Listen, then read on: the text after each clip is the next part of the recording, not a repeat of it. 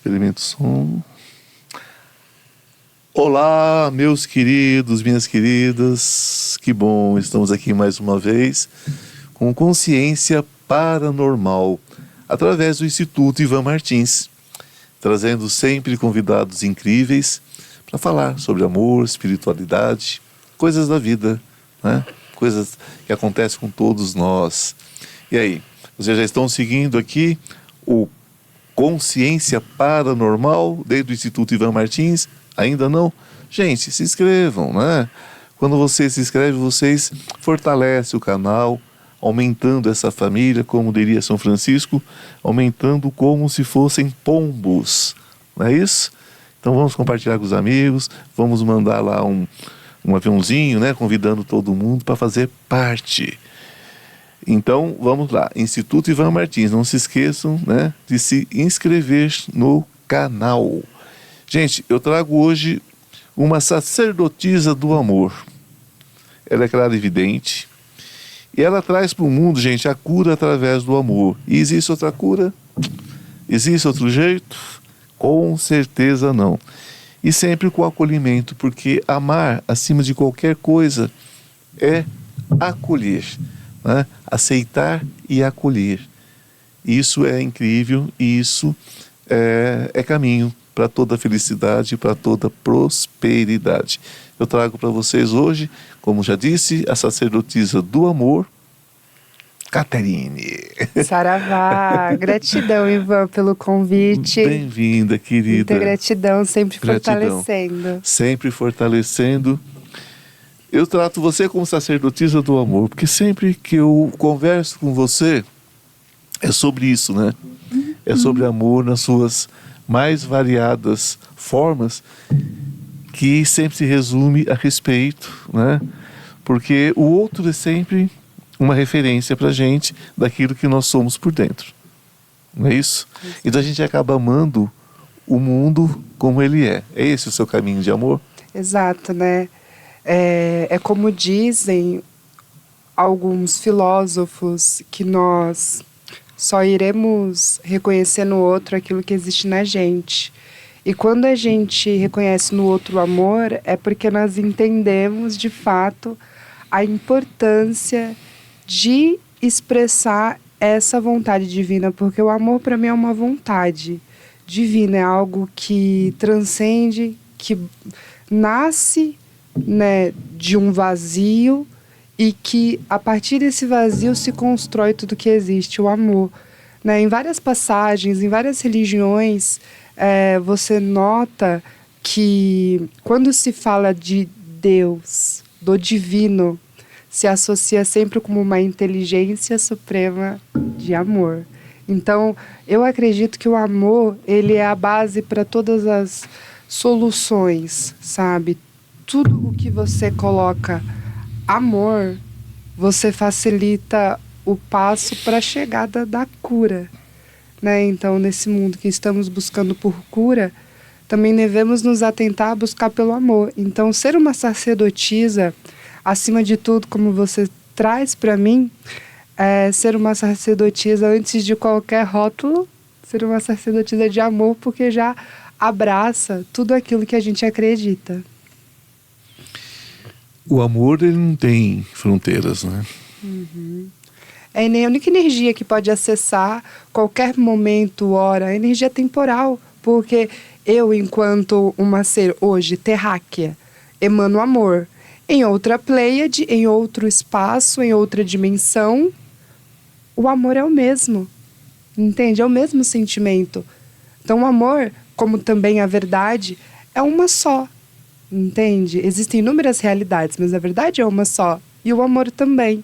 Existem diversas formas de expressar esse amor, mas a sua fonte ainda é uma só e que nos conecta com o todo, é o que eu acredito. Com certeza. Deus como centro de tudo, né? Um Deus em espírito, um Deus em amor puro, né? Porque não tem nada quebrado, não é verdade? As pessoas tentam consertar o que não é para ser consertado porque não está quebrado.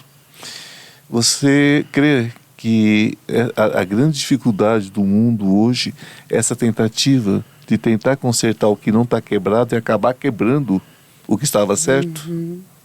Exatamente, eu acredito nisso também, porque quando a gente parte do princípio da correção, a gente já deixa de praticar o entendimento. Então, a compreensão, ela vem com o acolhimento. E aquilo que nós, de alguma forma, buscamos impor, corrigir, não traz a sabedoria da reflexão. Porque quando você reflete a respeito de algo, você entende e acolhe. E nisso, você não tem aquela necessidade de mudar ou de moldar, né?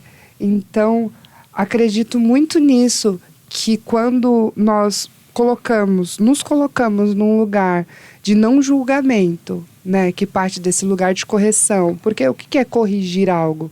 É partindo da ideia de que algo está quebrado, como você colocou. Mas e se, de fato, aquilo que nós tão brevemente acreditamos estar quebrado, se nos colocarmos a se aprofundar dentro daquele saber, tivermos a dimensão de que, na verdade, só é apenas diferente do que nós estamos habituados. E, claro, considerando o contexto ético-moral, a gente vai trabalhando para adequar o ser humano a uma vivência que seja saudável para todos, né? É importante dizer que o diferente, ele existe, mas também precisa ter parcimônia, precisa ter um equilíbrio para que haja uma harmonia para que esse diferente possa existir, né? Como, por exemplo, um exemplo muito assim, aleatório, mas que acredito que cabe. Eu, enquanto uma pessoa que pratico a religião afro, sabe? Eu adoro tocar meu atabaque, também tenho os meus tambores. Só que eu também não posso tocar o meu tambor a todo momento, a toda hora, porque vai incomodar outras pessoas, a questão do barulho. Então, esse é o meu diferencial. Eu sou uma pessoa que eu tenho essa prática diária, mas que eu preciso me adaptar, me adequar ao lugar que eu ocupo. Então, é o meu diferente existindo em parceria, em harmonia com os outros diferentes. Então, eu não preciso que o outro me aceite, que eu corrija o outro de uma forma muito impositiva. Não, você vai ouvir o meu atabaque, sim. E aí o outro começa, aí a partir daí geram-se as demandas, conflitos. E eu acredito que aí a gente se perde do que nós começamos a conversar, que é o amor. Aí aquele amor que um dia existiu, né, já deixa de existir. Então, eu acredito que esse diferente, ele tem que começar com esse amor, com esse acolhimento e principalmente com esse entendimento do espaço do outro, do seu espaço, para que haja uma harmonia, para que não seja sempre essa imposição da minha realidade sobre a sua, o que eu desejo sobre o que você deseja, ou qual é a harmonia para que seja favorável para todos. Eu acredito. Para existir é preciso antes coexistir, né? Uhum. É o vive e deixa viver, né? Exato, exato. E hoje em dia, né, com tantas políticas de cancelamento, de rotulação, acaba que a gente não está dando espaço para olhar para tudo dessa forma, né? Para olhar para todas as nossas trocas dessa maneira, né? Porque hoje em dia nós estamos num limiar de medo, né? Hoje em dia todo passo que nós damos é pautado de muita reflexão por medo, né, de sermos cancelados, cismas. Exato. Né? Existe esse limiar, é onde, ao mesmo tempo saudável, porque nos coloca a pensar, pode também ser muito taxativo, porque pode nos inibir de alguma forma de sermos espontâneos. Se você tem um trabalho direcionado ao amor, você tem que tomar um cuidado para não afastar determinadas pessoas com determinadas imposições do caminho, porque é muito fácil abraçar a luz, né? É difícil abraçar quem está fora dela, não é? É aquela história, a gente aprende com o tempo, aprende com a vida, isso deve ter sido a mesma coisa com você. A gente aprende que o mundo é muito real, é muito duro às vezes, muito frio, né? Porque a gente passa muito tempo, eu acho que eu ainda estou mergulhado nisso ainda. Eu vejo bondade em todo mundo, Eu vejo amor em todo mundo, eu vejo beleza em todo mundo. E eu não quero tirar isso de mim. Eu ainda sou um menino de 3 anos de idade nesse sentido. Eu não vejo maldade.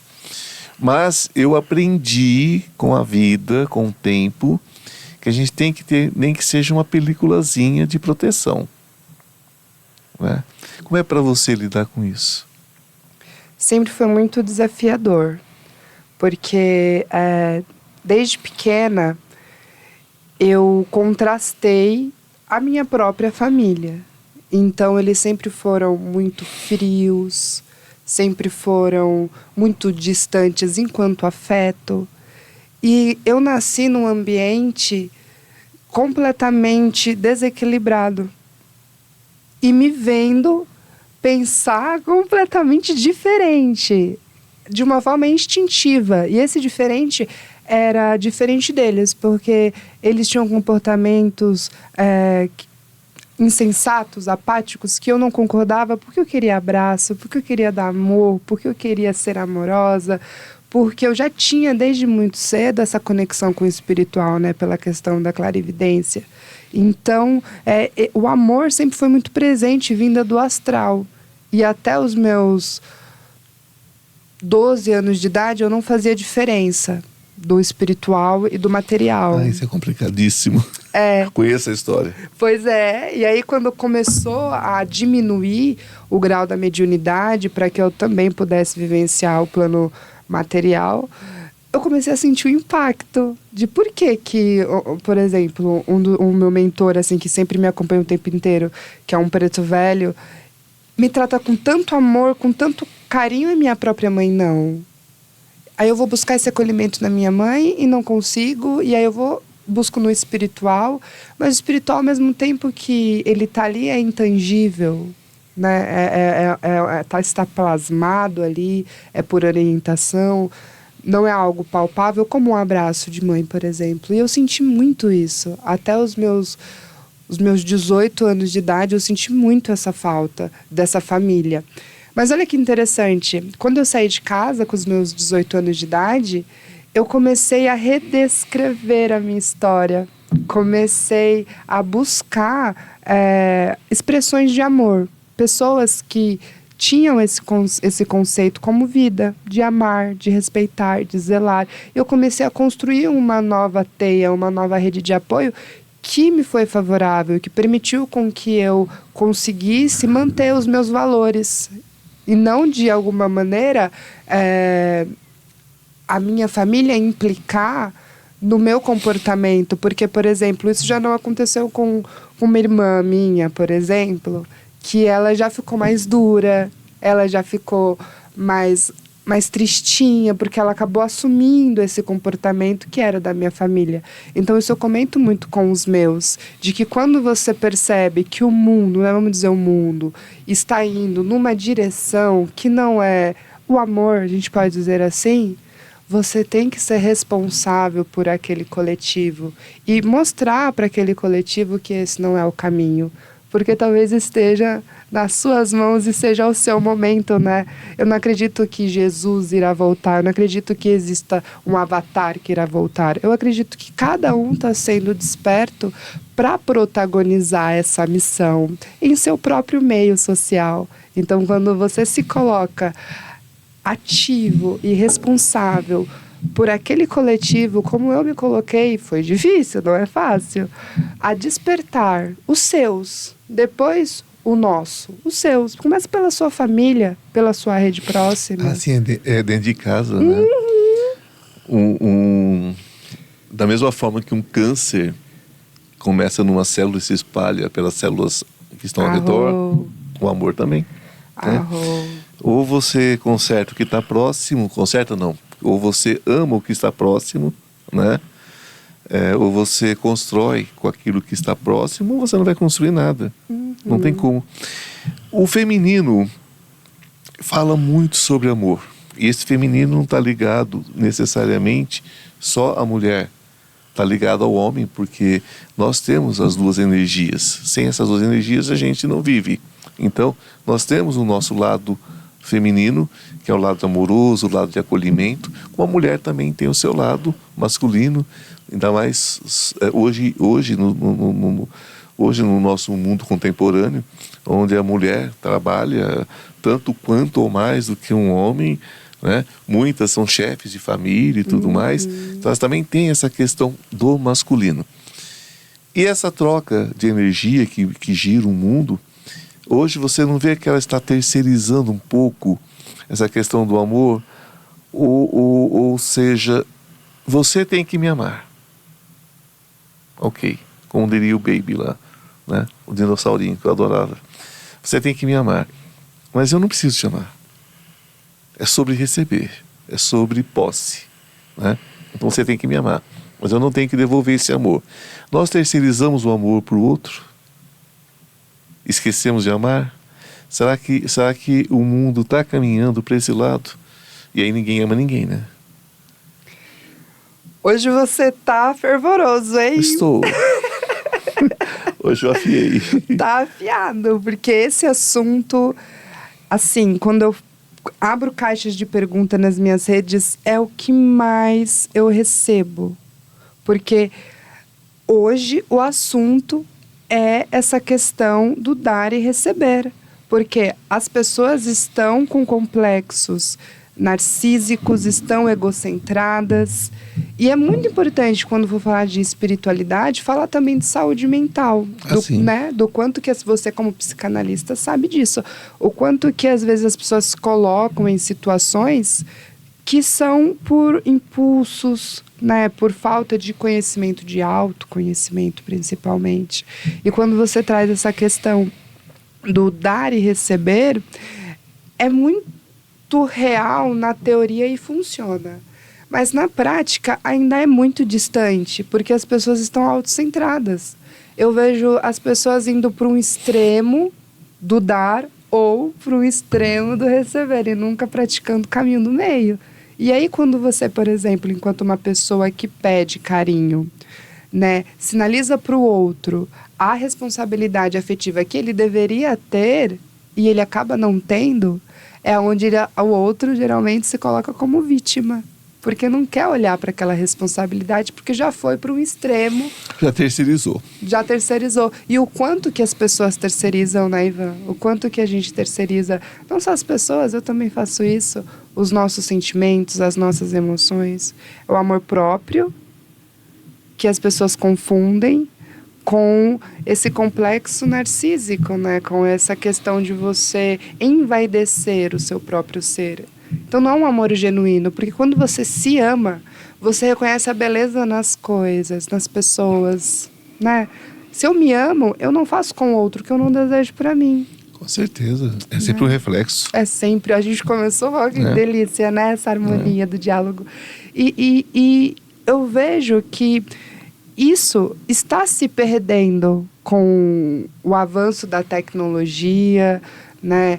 Com o avanço da nossa sociedade, que, por mais que eu tenha dito um avanço, não acredito que seja um avanço, seja um retrocesso enquanto a mediocridade. Hoje nós vemos um coletivo muito pautado a comportamentos medianos. É tudo muito mediano. Tudo. Se você é a pessoa que se expressa espontaneamente, que sente, que chora, você é frágil, né? Se você ama, você é carente. Então, tudo aquilo que antes era genuíno e sagrado, hoje se perdeu. Justamente por essa influência tecnológica, né? As pessoas não sentem, elas se entopem de remédio. Exato. Pra que sentir? Exato. E como que os remédios, eles influenciam também até nesse sentir, né? E tá todo mundo sendo condicionado, né? E onde fica esse sagrado feminino? Onde fica esse sagrado masculino, né? Muitas pessoas não sabem o que é isso, Ivan. E eu fico ainda chocada por viver numa bolha. Assim. Né? E não perceber. E elas buscam, mas eu não sei se querem encontrar. Porque muitas pessoas dizem para mim assim, eu queria tanto desenvolver o lado espiritual. Eu falo, fica quietinha, não mexe. Não vem, né? Na próxima encarnação eu quero nascer tapado, não quero ver nada.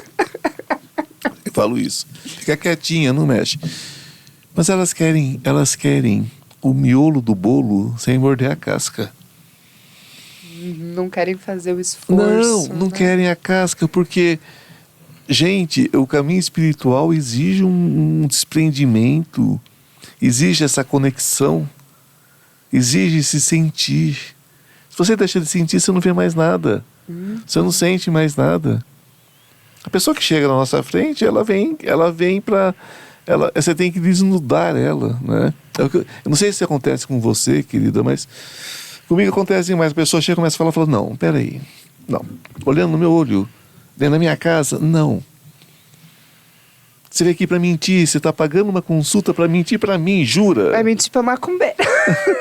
Você vai mentir para um bruxo? Não, você não vai mentir, querida, porque né, eu agora vou rasgar a chita, né? É com amor, com carinho, porque eu sou assim, né?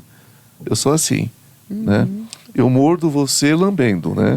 Eu não sou nada agressivo, né? Mas eu digo que tem que ser dito, né?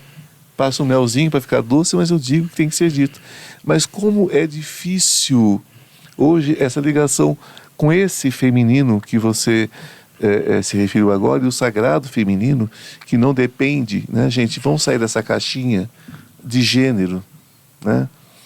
O feminino está em tudo. Você nasceu dentro, né? Você nasceu num planeta feminino, mãe terra, parideira, né? Que recebe lá a sementinha, bota tudo, bota essas árvores lindas. É um ventre, né? É um ventre. Então você já nasceu dentro do feminino, você já veio do sagrado feminino e vai ser sepultado no sagrado feminino. Então, para com essa coisa que todo mundo tem, essa questão, né? Desse feminino que a gente fala, isso é o sagrado mesmo, é o útero, é a mãe.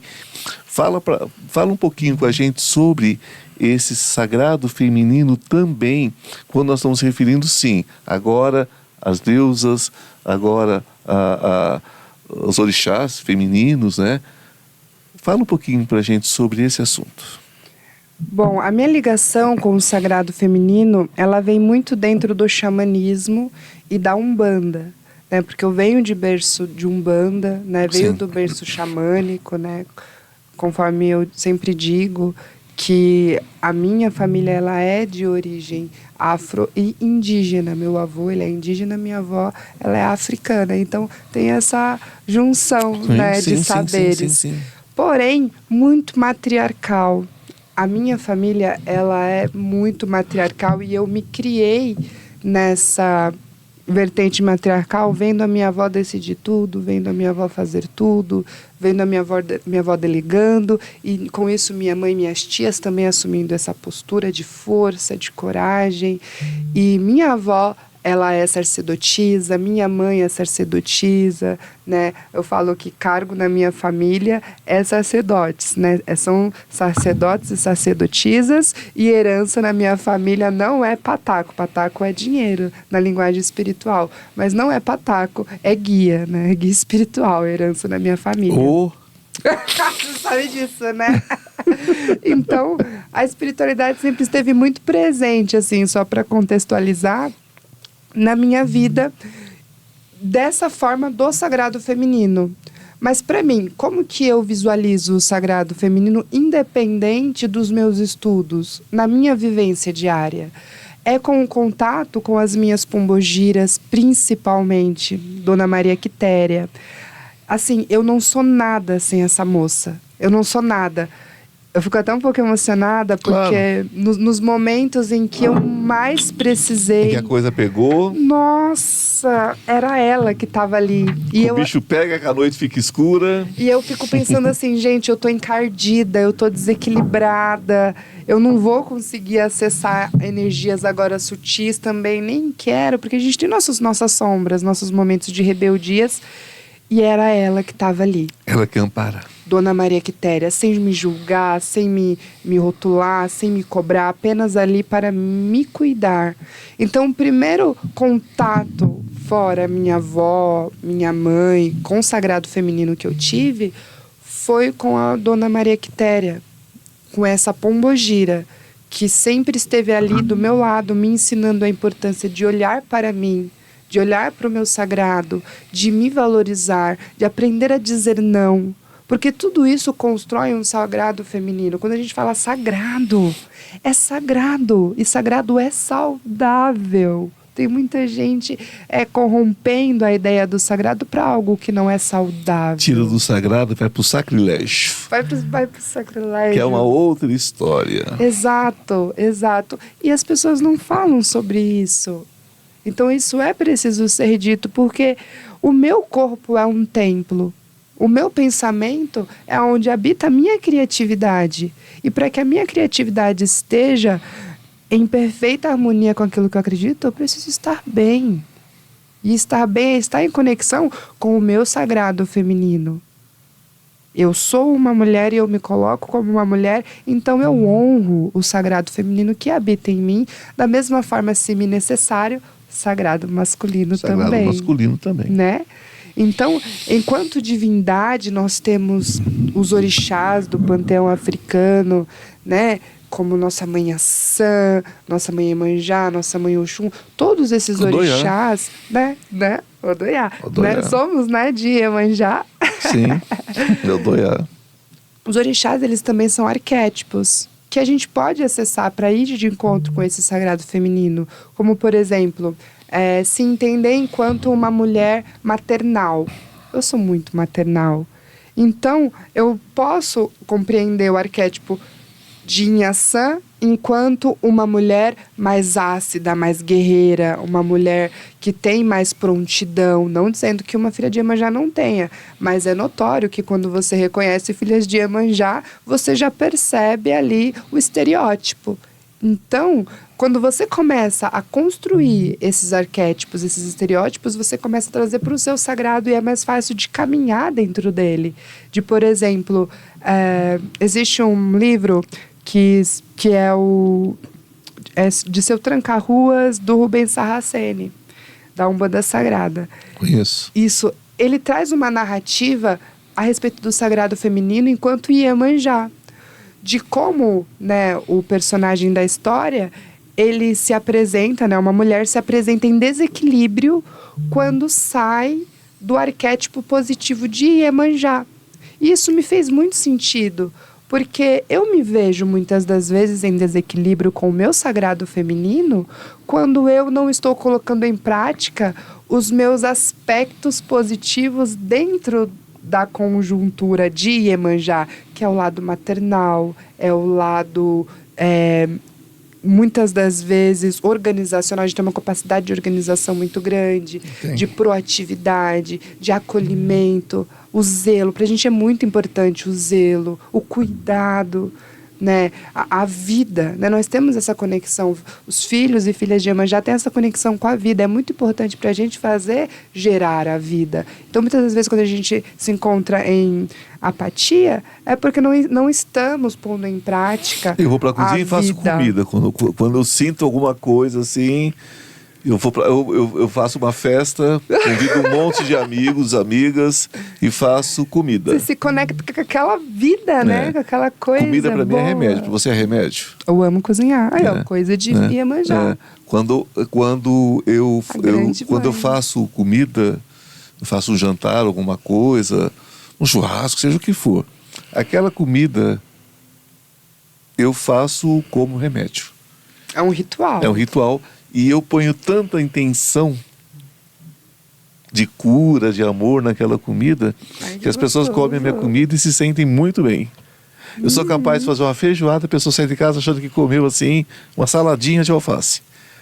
Porque a energia que eu coloco é energia de cura. Tudo é energia, né? E as pessoas têm dificuldade de lidar com essas pequenas energias. Às vezes tem essa energia, né, do sagrado feminino e nem sabe que tem, né?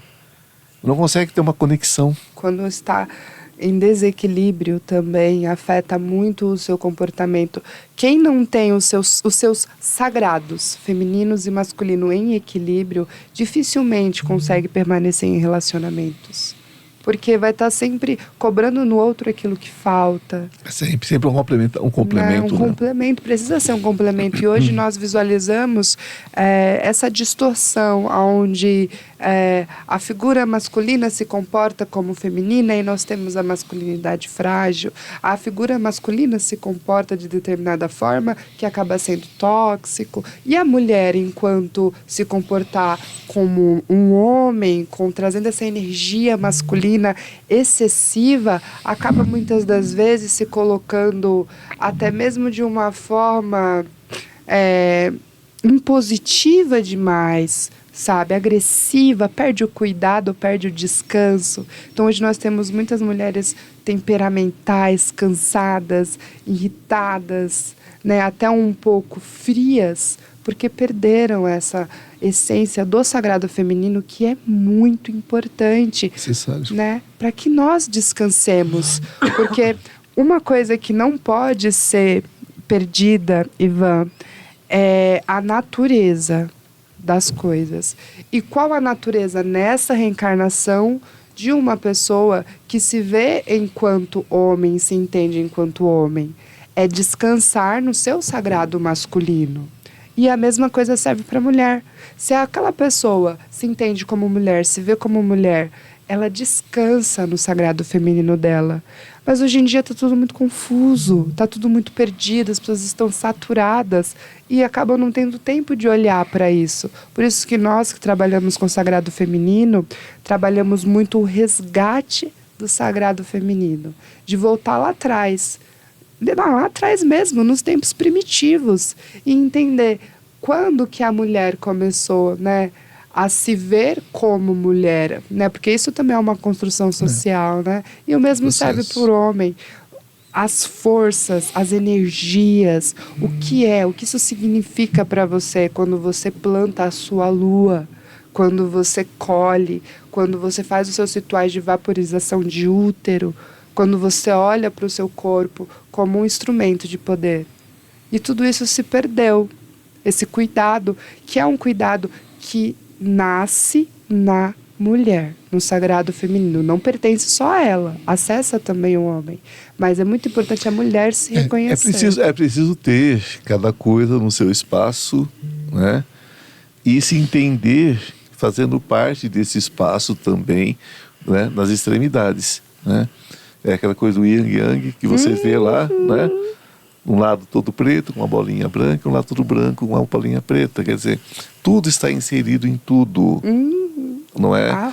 Tudo está inserido em tudo, né?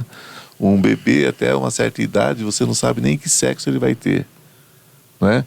Porque nós somos tudo, né? E em algum momento isso se define, né? O homem e a mulher, mas é um complemento, né? É um complemento. São chaves, são encaixes, né? Para que Gaia, né? Para que a Mãe Terra continue, né?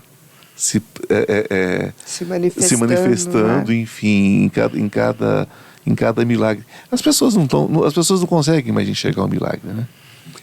Nossa, sim, a falta de sensibilidade. Atribua isso, né? De sensibilidade, de esperança, de fé. Meu Deus! Como as pessoas perderam a fé, Ivan. E, inclusive, eu me coloco nisso. E olha que eu sou uma pessoa clarividente. Então, eu convivo com os espíritos, mas digo, muitas das vezes, eu me vejo sem fé. E assim, não sou exclusividade, né? Existem muitas passagens que coloca, por exemplo, um grande mestre que eu sigo, que é o Chico Xavier, trazendo isso também, que ele era muito pessimista com o avanço da nossa humanidade. Ah, sim, né? Mas cheio de razão, né? Cheio de razão. Tinha razão. Então, e aí é muito desafiador, porque nós somos expoentes significativos para trazer essa fé. Eu me vejo tendo esse chamado. Você se vê também, Ivan? Sim, vejo, e eu só vejo com uma questãozinha a mais. Eu fico um pouquinho triste às vezes quando eu percebo que as pessoas não conseguem ver o milagre nem tropeçando nele. A pessoa vê na frente, escrito, e questiona o que vê e o que sente. Isso me entristece. Sim, sim. Sim, estão muito autocentradas. Me entristece porque eu digo, bom, mas é pior que São Tomé. Nem vendo. Exatamente. Né? Eu compreendo, como digo, eu levo as coisas para o lado do amor, sempre. Então eu compreendo a dor da pessoa, eu compreendo as fraquezas, eu compreendo as dúvidas. Compreendo. E busco aceitar, né? Mas como que essa pessoa consegue viver tendo às vezes a oportunidade ali, porque todos têm, tá, em algum nível. Se você planta uma semente e vê ela brotar, poxa, por que você não acredita? Né? Você não vê os espíritos como nós vemos, mas sopra na mão. O vento também não tem cor, não tem nada, e está aqui, ele existe, não é? Sabe? Então, Deus nos deu os olhos. Foi tipo uma sacanagem, eu costumo dizer isso. Deus devia ter feito todo mundo cego. Porque daí não teria tanto julgamento, não teria tanta perseguição, não teria tanta falta de fé. A gente trocaria tudo isso por afeto. Teria que abraçar, teria que tocar. Né? Exato. Os olhos, que são as janelas da alma, e é a condenação da alma também. Exato. É a condenação da alma também. Então, é só isso que me preocupa às vezes. É esse não querer ver. Ilusão, né? É esse não querer ver. Eu estou vendo, mas eu prefiro não acreditar. Aliás, é melhor não acreditar mesmo, porque acreditar é não querer, né? Acreditar, né? É não crer. Né? Mas as pessoas deveriam crer mais no que vem.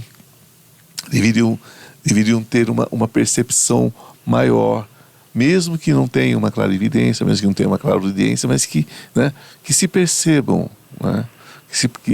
Que percebam o carinho, o amor, né? Gente, olha para um gatinho, para um bichinho. Sim. Ali está o amor puro. Sim. É por isso que dizem, né? Desconfia daquelas pessoas que não têm plantas e pets. Pois é. Pois é complicado.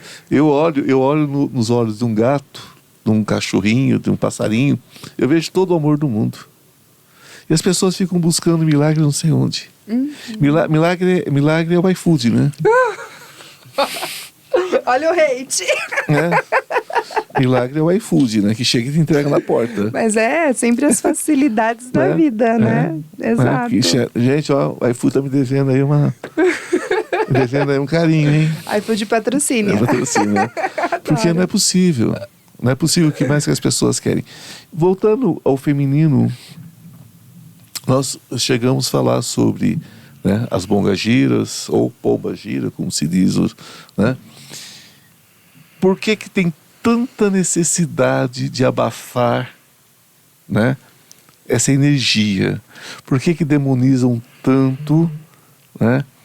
Eu acho que eu sei a resposta, mas eu quero que você Mas você está afiado hoje, né? Pois é, porque é uma das coisas que me preocupam. Eu escutei ontem a pessoa me perguntar sobre isso. Escuta, mas às vezes eu vejo nos seus podcasts falar sobre Exu, pombagira. Isso são demônios. Eu falo, gente, para quem? Referente a quê? Né? Do que você está terceirizando o quê? O mal agora? Você sabe que o demônio somos nós, né? É a nossa escuridão, é a nossa ignorância do amor de Deus. Isso que é a escuridão. Conta pra gente um pouquinho como é que funciona essa questão das pombagiras, o que significa isso, de onde vem, quem são elas, né? Desde do orixá, passando, né, para enfim. Tá. Dá um resumão pra gente aí de uma hora. Nossa. Bom, é importante saber diferenciar as pombogiras enquanto visão espiritual e enquanto visão filosófica que nós temos aqui com as teorias e estudos que nos é trazido desde enquanto literatura da Umbanda, Candomblé. As pombogiras, pelo que foi me trazido enquanto audição espiritual da própria Padilha me narrando, quem me traz muito saber a respeito das pombogiras é a Padilha. A Padilha, ela não é uma pombogira que de fato vem na minha ancestralidade. Ela é uma pombogira que começou a trabalhar comigo. Inclusive, através de uma outra médium, essa pombogira veio, se manifestou e disse, olha, a partir de agora eu vou começar a trabalhar com você. E tudo bem, é muito importante a gente compreender que os nossos mestres, guias espirituais, não são propriedades nossas, né? São seres que vêm e vão e que estão aí a serviço da comunidade planetária e da comunidade fraternal também. Bom, a partir disso, ela me trouxe a história dela, que ela pertencia a uma tribo aborígene na África, antes de Cristo. Eu realmente não lembro a data, mas ela chegou a datar, sim, aqui no planeta Terra. E ela sempre foi muito decidida, e ela sempre foi muito dona de si, ela narrando a história dela. E por ela ser assim, naquele momento, ela estava, de certa forma, ultrapassando os acordos daquela tribo, porque uma mulher não poderia se comportar daquela forma, ela tinha que ser submissa. E ela conta que ela nunca foi submissa. E ela também teve muita liderança. E nisso ela começou a formar grupos de outras mulheres para ir à guerra, ir às batalhas com aldeias vizinhas. E olha só o que acontece, ela me narrando, que os próprios líderes da aldeia dela condenaram ela por esse comportamento, os homens, não foram aldeias vizinhas. E aí nisso onde ela foi recolhida e foi marcada, aí ela conta que ela foi marcada como se o corpo dela tivesse sido tatuado mesmo, com os nomes de todos aqueles homens que ela traiu, por estar sendo líder, por estar sendo empoderada, por estar praticando aquilo que fazia sentido para ela. Então ela colocou em prática a potência do sagrado feminino dela e foi condenada por isso. E foi aonde ela conta que eles fizeram essas marcas nela. E isso era uma dúvida minha que chegou a ela contar esse relato. Porque sempre quando eu via ela na evidência, eu via ela com muitos... Como é que diz? É como se fosse marcas... Sim, queloides. De queimadura mesmo. São queloides, inclusive, ela tem a cabeça raspada. E nisso eu vejo as marcas. E nisso eu sempre me assustei. Porque eu lembro que no começo eu até pensava... Nossa, mas eu imagino uma pombagira toda... E a Padilha me aparenta assim, né? O que é isso? E aí ela contou a história. Que ela teve essa reencarnação, que foi muito significativa para ela. Foi a última reencarnando no planeta. E ela teve toda a experiência no astral depois. E no astral, ela executa esse trabalho de sacerdócio. Qual é a função da Padilha no astral? Ser uma dirigente, doutrinadora de funções sacerdotais. É isso que ela faz. Ela não me orienta só, ela orienta outras pessoas, outros médiuns, a desenvolverem essa prática sacerdotal. Então, essa é a função da Padilha no astral. Da Quitéria. A Quitéria, ela é uma exímia conselheira. Ela é uma exímia conselheira e ela adora fazer feitiços. Então, para toda pombogira, existe a sua especificidade. Então, muitas das vezes, a gente associa a pombogira só com amor. A pombogira vai trabalhar com amor, a pombogira vai fazer amarração, a pombogira... Não. A pombogira, ela tem o seu direcionamento. Só que aí nós estamos falando das pombogiras enquanto guias espirituais, enquanto seres que se manifestam nessa irradiação.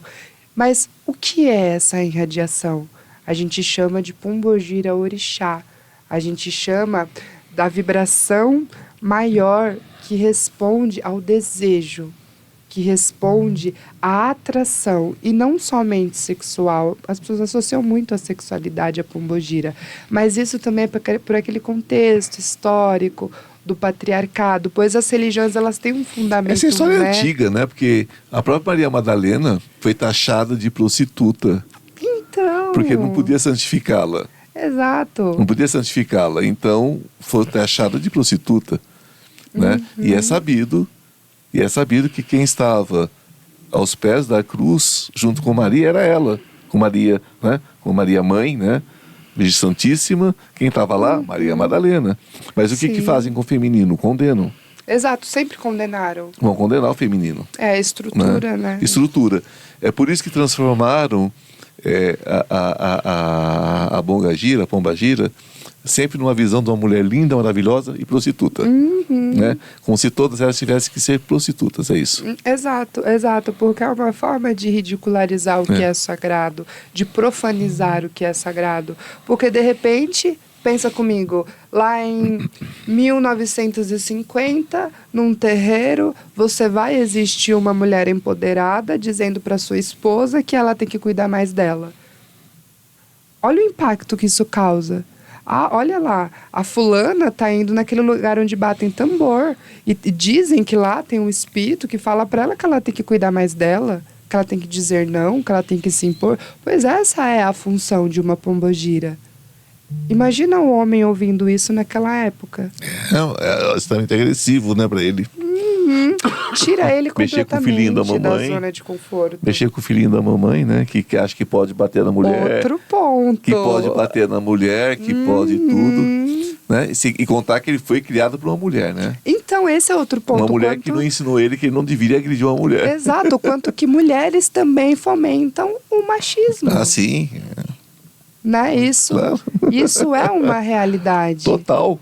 Exato. Então, a gente percebe que é um sistema estrutural e a religião, muitas das vezes, ela não colabora. O que colabora são as tradições que estão dentro dessa religião, mas que vai depender muito do sacerdote, da sacerdotisa, a responsabilidade de trazer esse saber, porque eu já tive contato com muitos dirigentes espirituais que reproduziam comentários machistas, misóginos, desrespeitosos, que você percebia que não estava tendo nenhuma sororidade, sabe? E até mesmo uma falta de conhecimento a respeito das pombogiras, trazendo elas para esse lugar de vulgaridade. Geralmente são sacerdotes que mistificam também, que não tem nada, né? Como diria, não tem um copo d'água na cabeça, tá ali... não, tá ali fazendo presepada, tá ali com um teatrinho, com palhaçada, é isso. Explica do copo d'água. Achei ótimo. Não, gente, porque é o seguinte, subtende-se que um sacerdote, né, ele tem assentamentos, que ele tem, né, que a cabeça dele esteja ali, né, uma energia especial, uma energia que é conquistada através de muito trabalho e tal. Quando você pega um pai de santo desse, um presidente de centro desse, um sacerdote, ele não tem um copo d'água na cabeça, ele não tem nada. Ele não tem nada, ele é vazio. Ele está ali para pegar pataco, né, como se diz dentro dos centros, né? Está ali para pegar dinheiro do desavisado que chega ali. Porque se ele não fala... Gente, se ele não fala sobre amor, ele não pode falar sobre ser de luz. Não pode falar, né? Olha, eu às vezes eu bato de frente com essas questões de uma forma séria, né? Esse negócio de mãozinha torta de Exu para cá, mãozinha torta de Exu para lá. Gente, nós estamos em 2023, para com isso. Para com isso. Eu vejo que as próprias religiões de cunho africano coloca eles de uma forma feia, de uma forma pesada. E não precisa ser assim, eles são energia. Isso tudo é mistificação. Isso é mistificação, isso é presepada, isso é palhaçada.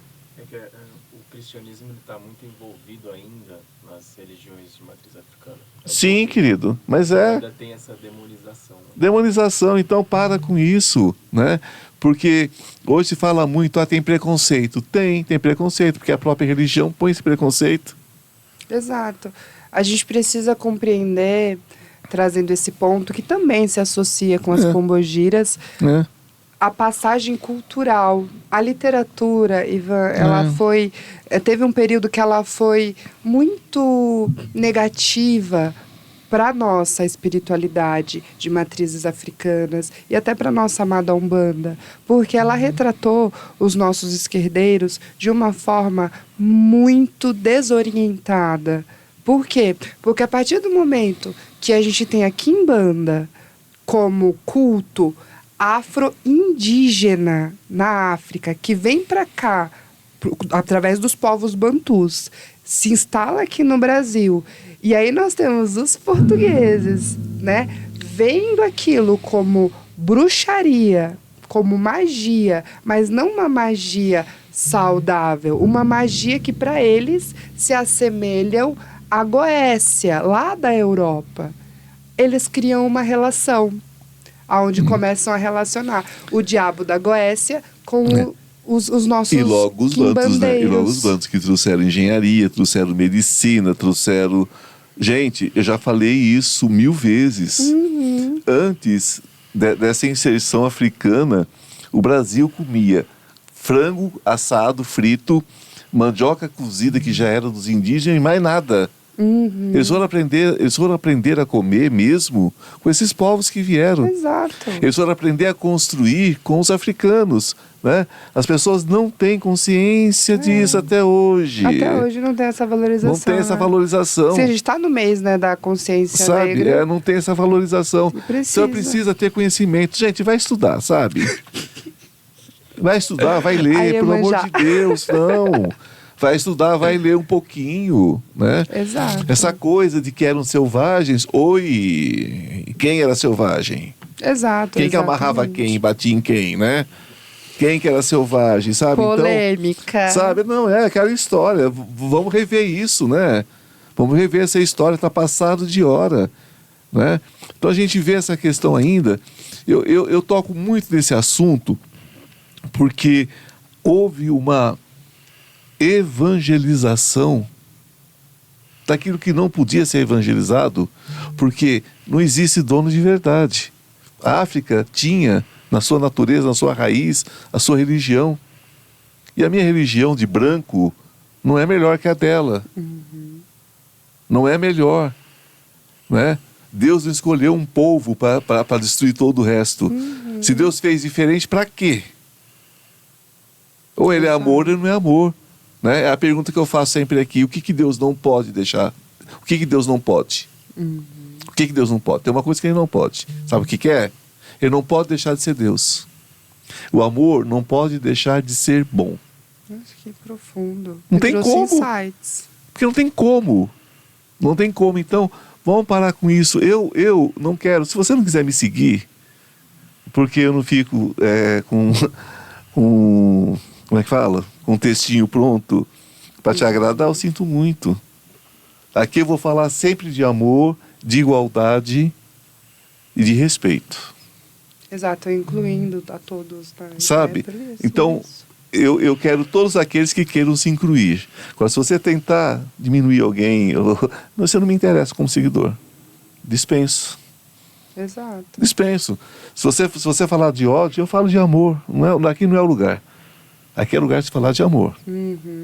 E Ivan, isso não é só você não, viu? Família, o grande filtro tá aí. Né? O grande filtro já está havendo. É algo que já está acontecendo no planeta.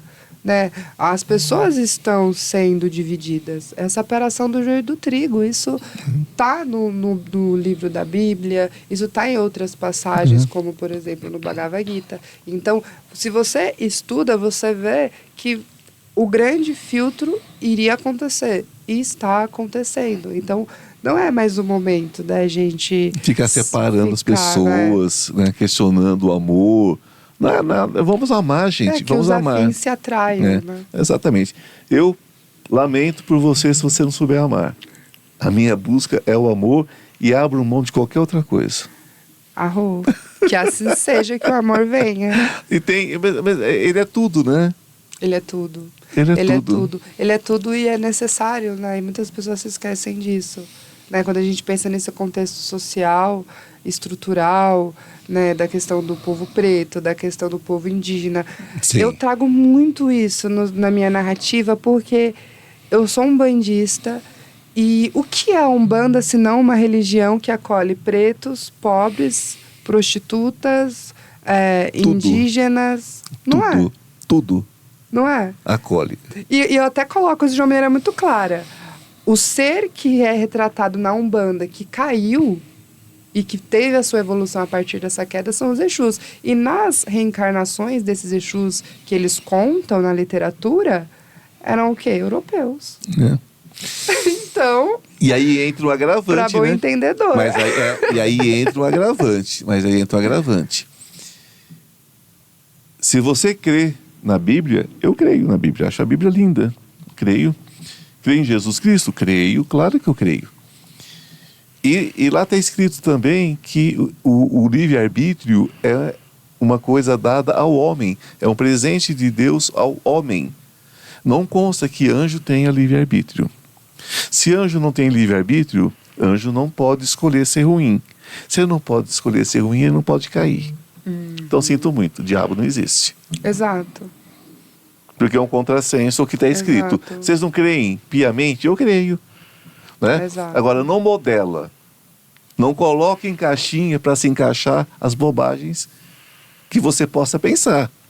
Porque isso acontece muito. A pessoa pensa uma bobagem, diz assim, não, eu vou botar nessa caixinha para poder me separar. Né? Que tentar criar uma estrutura. É uma estrutura. Eu acho que eu tenho alguma lesão cerebral. Eu não sei, eu tenho algum problema. Porque quando eu era criança, eu sou nascido aqui no interior de São Paulo, Jundiaí, que na época, né, era um poço de ignorância. São Paulo é muito preconceituoso. São Paulo é um estado muito preconceituoso. E o interior paulista, bem mais preconceituoso. E eu vivi numa época que era terrível, né? Então, na escola, quando perseguia uma criança porque era preta ou porque qualquer outro motivo, eu comprava briga, eu apanhava junto. Eu nunca dei conta de bater em quem está apanhando. Eu preferia apanhar junto, porque eu achava aquilo de uma covardia imensa. Mas o ser humano, ele persegue. Sim.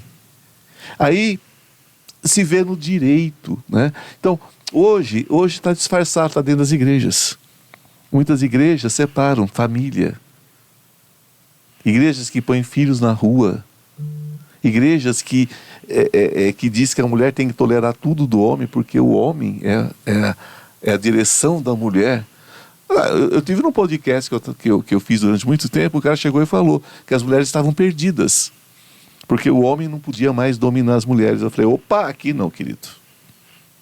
Eu tenho muitas seguidoras, eu tenho muitas pessoas que seguem o meu trabalho. Você não vai falar mal de mulher dentro do meu podcast, eu não vou aceitar. Né? Sinto muito, eu gosto de mulher. Se você não gosta, é problema seu. Aí você fala, né? Fala, eu nasci de uma mulher. Eu tenho 2 irmãs.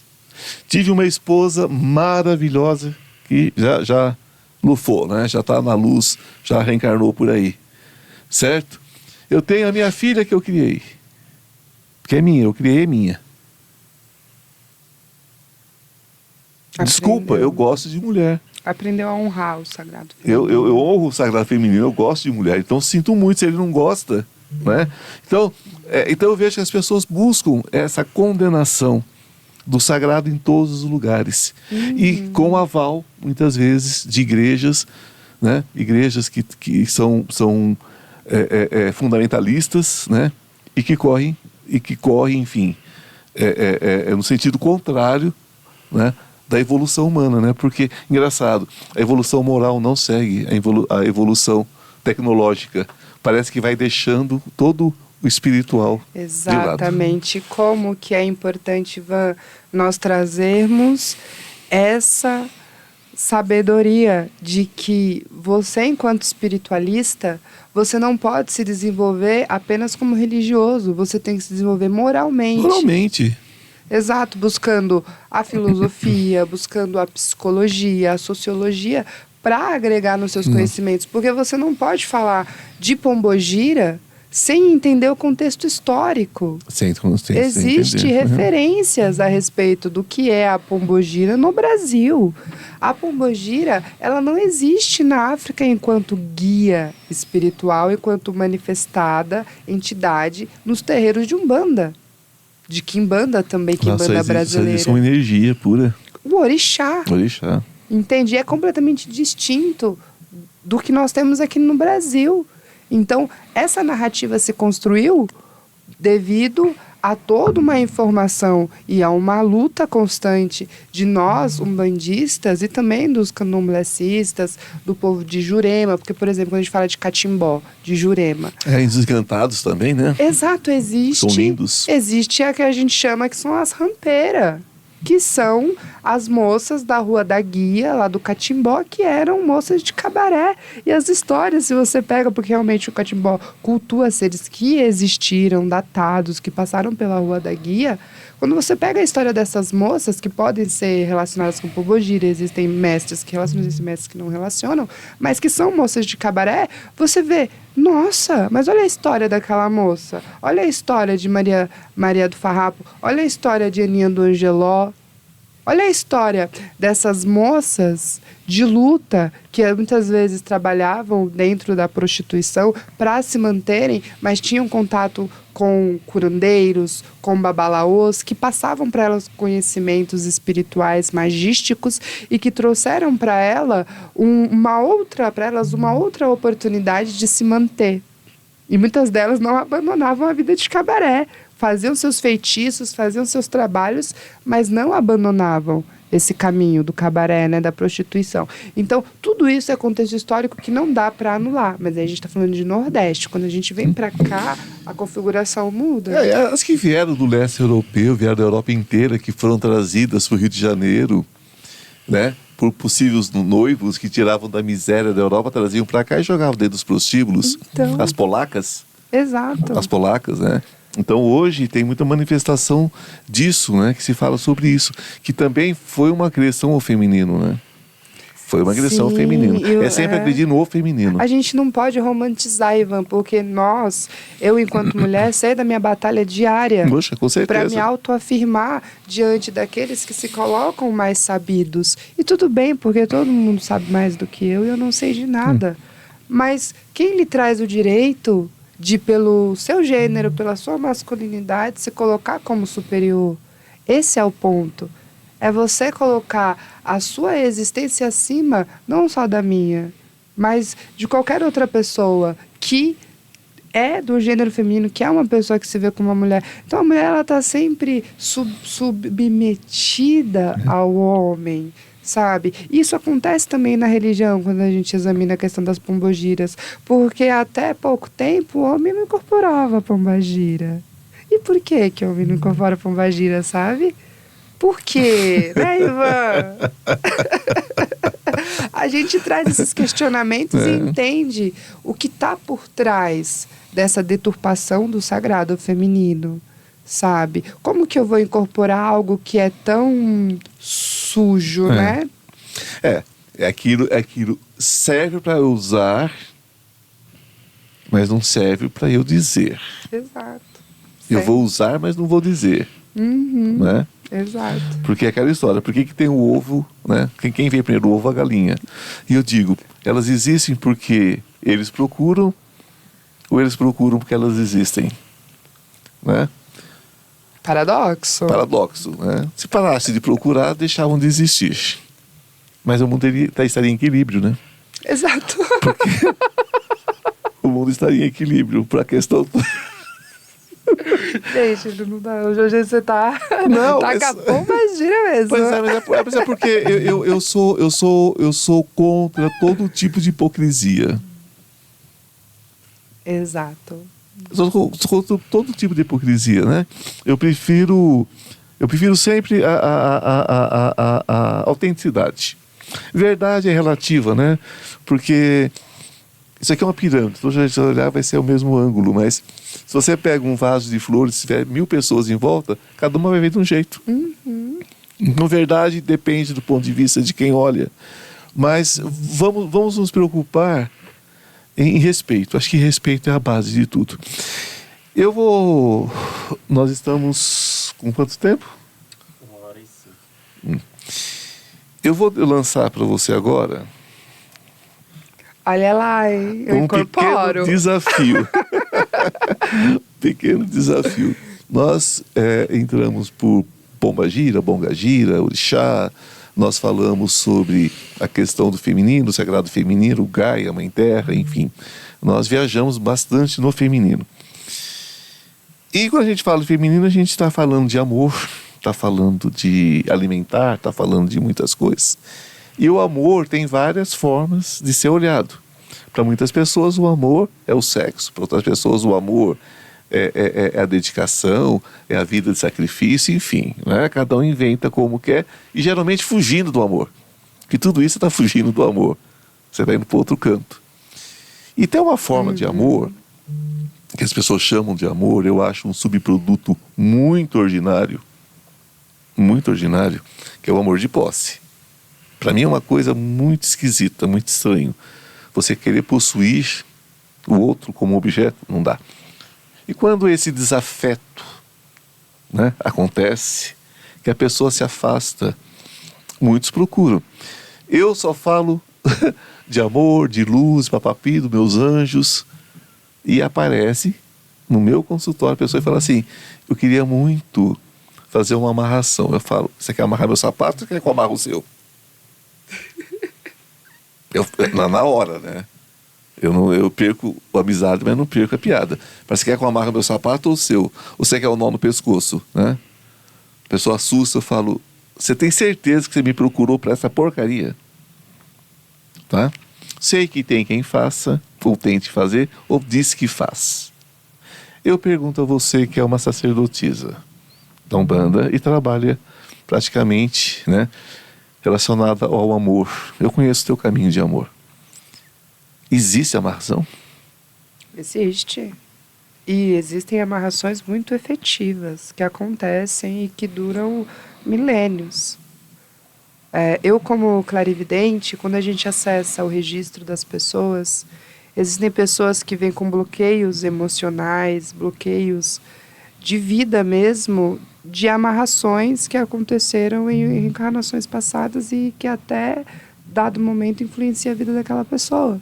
Então a gente pode dizer que a amarração é um processo de obsessão que contamina a vida da pessoa, tanto a quem fez quanto a quem foi acometida, de uma forma que pode durar milênios. Então, muitas das pessoas hoje veem a sua vida travada, veem a sua vida sendo perseguida por espíritos súcubos e íncubos, porque estão dentro dessa linhagem do uso desregrado da magia, né, da amarração, de mexer com polos negativos muito profundos, de evocar seres de dimensões muito profundas. E quando eu me refiro a seres, eu realmente falo de demônios mesmo, porque a Umbanda, ela mistifica muito essa parte. Mas para quem se aprofunda, já sabe que os demônios existem e não é uma leitura da religião cristã, da religião... Não, são seres com densidade, com energias que habitam esferas, que possuem muitas das vezes colônias, que possuem muitas das vezes reinados, e existe toda uma estratégia ali de vida. Mas eles evoluem para a luz? Eles evoluem para a sombra. Para a luz, não. Não, porque não significa que isso é um paradigma que não, requer mas muito por favor, diálogo. Por favor, você é minha convidada. Eita, Lelê. E aqui a sua verdade nos interessa. Não, preciso pedir auxílio espiritual para falar sobre isso. Mas, assim, resumidamente, porque é um assunto que a gente não pode abrir muito. Claro, entendo. Sabe? Mas a evolução, ela é relativa. Ela é colocada muito no sentido de da uma luz. forma, no sentido da luz, como se a evolução ela fosse vertical. Exatamente. Mas a evolução ela não é vertical, ela é horizontal. Ok. Por isso que existem muitos acordos espirituais Sim. entre a luz e as trevas, entende? Então, quando você pensa assim, eu estou habitando num planeta de expiações e provas, de onde vêm essas expiações e provas? Por que que num planeta como esse acontecem fatalidades, situações que são horrendas? Por que que a espiritualidade permite isso? Onde está a luz com tanta injustiça? Então, é a partir daí que você começa a perceber a atuação da sombra. Perceber e se aperceber. E principalmente ver que a luz e a sombra, elas atuam simultaneamente.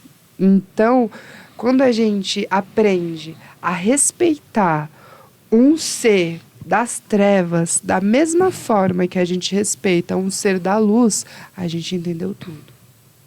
Então, eu vou contar uma passagem de Chico Xavier, eu adoro Chico, então estou numa fase de também me aprofundar nele. Uma vez, Chico Xavier estava passando por uma fase muito difícil da vida dele. E nisso, em oração, ele pediu auxílio espiritual e apareceu um demônio para ele. E nisso ele se assustou e ia fazer o que todo mundo faz quando vê um demônio, né? Deus me livre, guarde, o que está acontecendo? Ainda mais ele que era medroso, né? Exato. Emmanuel interviu e disse: Chico, agradeça. Agradeça por esse demônio estar aqui. E Chico não entendeu de primeiro momento, mas agradeceu. E depois Emmanuel explicou para ele que, a partir do momento que ele agradeceu e que ele disse: já que vós está aqui, me auxilie em oração, me auxilie para que eu consiga sair do meu problema, aquele ser não o enfrentou. Aquele ser respeitou, pois viu-se reconhecido no seu poder. Porque a gente não pode tirar o lugar e desrespeitar o lugar desses seres. O lugar do outro. Exato. Esses seres, eles têm poder, eles têm dominância. Existem hierarquias.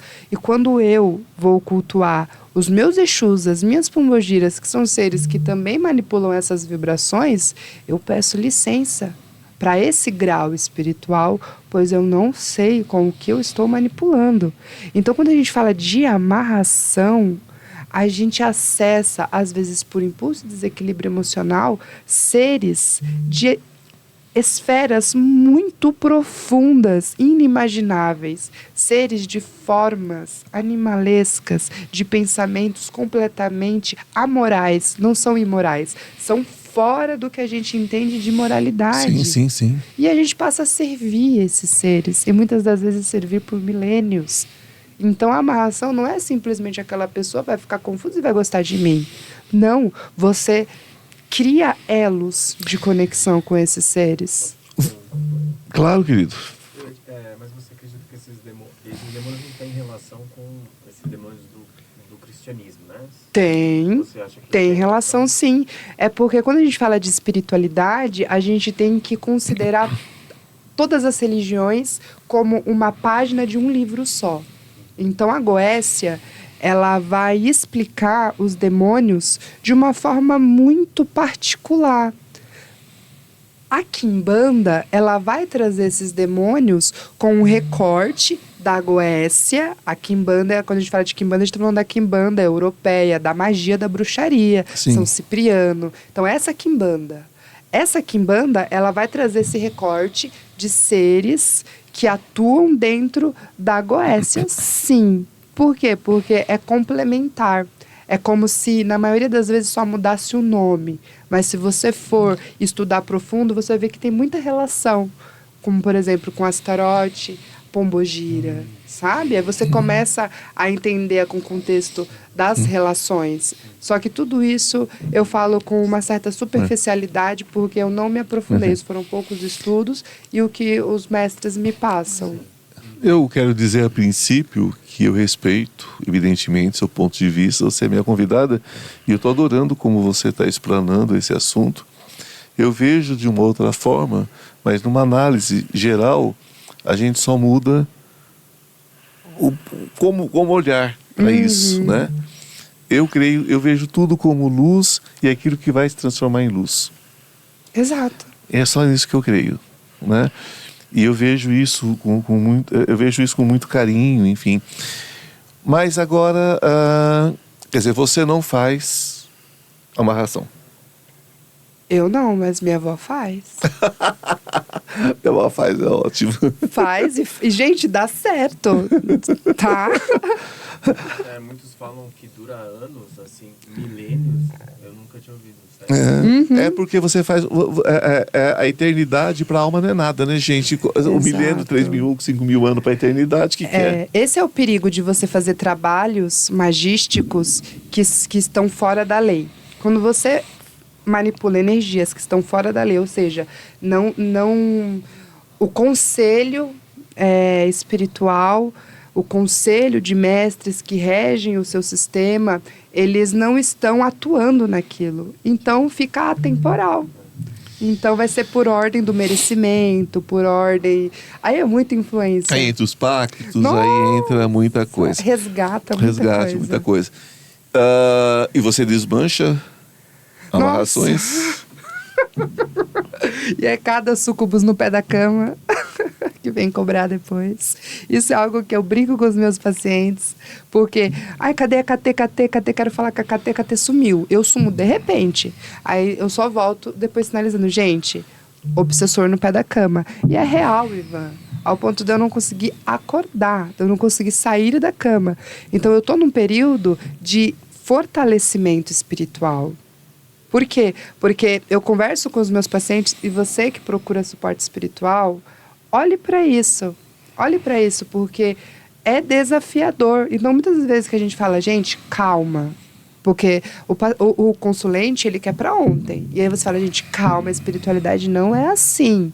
Respira. Porque muitas das vezes, para eu acessar um campo, eu preciso desfazer outro. Porque senão gera um acúmulo energético que eu não dou conta. E aí fica aquela história, eu tô pensando aqui, gente, olha, eu tô analisando aqui, a KT não faz, mas a avó dela faz. Aí só que a KT desmancha. Gente, fica uma coisa de família, a avó faz, a neta desmancha. A avó faz de novo, a neta desmancha. E fica, virou... Então, mas... Brincadeira, não, querida, mas você sabe. isso, pra mim, é completamente coerente, porque, por exemplo... Eu posso dar o nome de uma pessoa que faz, famoso. Claro. Malagueta, bruxo Malagueta. Ele faz amarrações, ele posta... Nossa, que caliente, malagueta, pimenta. Ele posta ali o cérebro aberto. Gente, eu sou uma pessoa muito ética. Eu acompanho aquilo, eu acho lindo. Claro. Eu sei tudo o que ocorre, eu consigo ver tudo diante da espiritualidade, o retorno kármico. Mas eu falo, ele Malagueta. Bruxo Malagueta. Bruxo Malagueta. Ele tem a Quem proteção. sabe eu trago o Bruxo Malagueta uma hora aqui. Seria ótimo para falar sobre amarração. Eu vou trazer o Bruxo Malagueta aqui. Vocês querem? Vocês querem? Hã? Traz um papel de Goécia também. Fazer falar de Goécia. Exato. Vou trazer o Bruxo Malagueta aqui. Será que ele vem? Vem. Ele é do sul. Né? Você conhece ele? Então, convido o Bruxo Malagueta, que vai ser um prazer falar com ele. Então, e ele faz amarração. Então, assim, porque a minha proposta aqui é que as pessoas tenham conhecimento de várias fontes, né? E que elas vejam tudo, que elas analisem tudo, né? O que eu sempre digo para vocês, filtro. Tem um filtro. Aquilo que eu falar, põe filtro também. O que ela está dizendo, põe o seu filtro também, né? Aqui não existem mestres, nós somos alunos. Eu sempre falo isso no começo, hoje eu não falei, mas nós somos todos alunos aqui, né? Então, dentro desse processo, nós estamos aprendendo, nós estamos vendo, nós estamos analisando. Eu acho que isso é lindo.